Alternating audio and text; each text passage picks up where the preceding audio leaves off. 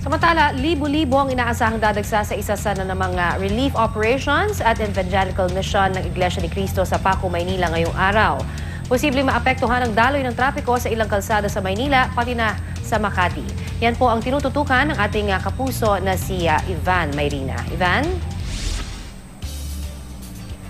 Kung nagbabalik tayo dito sa lokal ng Iglesia ni Cristo sa Paco, Maynila, kung saan isang evangelical mission at relief operation ang magaganap ngayong araw. Bahagi ito, Connie, ng programang Lingap sa Mamamayan ng Felix Y. Manalo Foundation ng Iglesia ni Cristo na naglalayo magkaloob ng mga relief goods, serbisyo medikal at iba pang serbisyo sa mga nangangailangan, lalo na yung mga nabiktima ng mga kalamidad.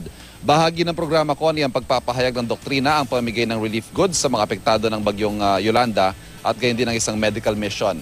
Inaasahan nga, Connie, na nasa 10 hanggang 15,000 katao ang pupunta rito sa programang ito ng Iglesia ni Cristo. Dito lamang nakaraang buwan ay isang evangelical mission at medical dental mission din ang isinagawa ng Iglesia ni Cristo sa Maynila bilang pagbibigay tulong naman sa mga nasalanta ng bagyong Santi. Nag-abiso ang MMDA na humanap ng ibang ruta ang ilang mga driver para hindi maabala. Isang road advisory ang kanilang inilabas dahil naasahang magsisikip ang daloy ng trapiko ngayong araw dito sa paligid ng pagdarausan ng kanilang activity. Para sa ating mga motorista, sarado pong kahabaan ng FT Benitez Street mula Malvar hanggang Pedro Hill mula alas 7 ng umaga hanggang alas 8 mamayang gabi.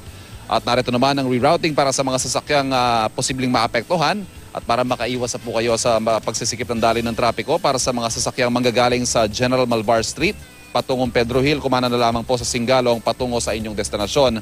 Sa mga sasakyang nais naman dumaan sa F. Benitez patungong Pedro Hill, kumanan na lamang sa General Malvar at kumanan pa rin sa Singalong patungo sa inyong destinasyon.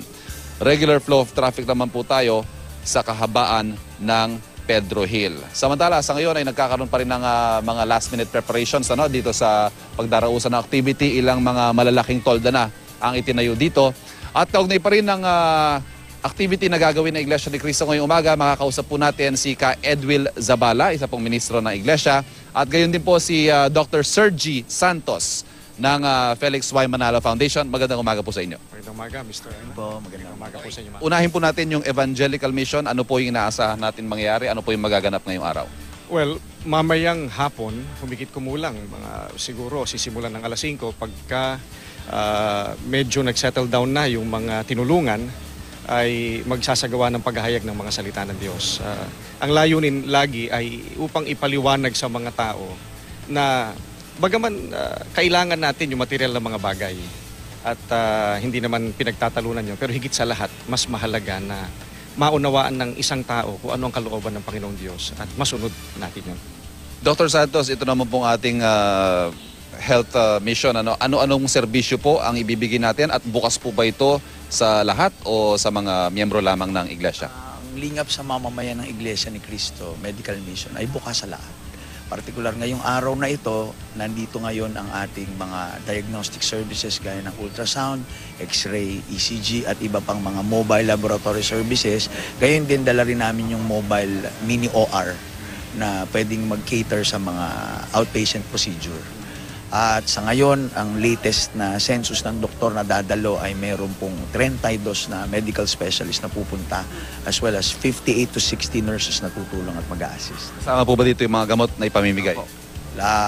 Full course po ng gamot. 1 week course kung kinakailangan. Depende sa kasong titignan. Edwil, ito po ay regular natin ginagawa. Taunan ba ito o depende kung sakaling magkaroon ng mga kalamidad? Ganun po ba? Well, parehong tama. Pagka merong mga kalamidad, uma-action agad ang FYM Foundation sapagkat yan ang arm ng Iglesia ni Cristo sa pag-aabot ng lingap sa mga mamamayan. At wala mang masasabing isang kalamidad na katulad nung nangyari sa Visayas region.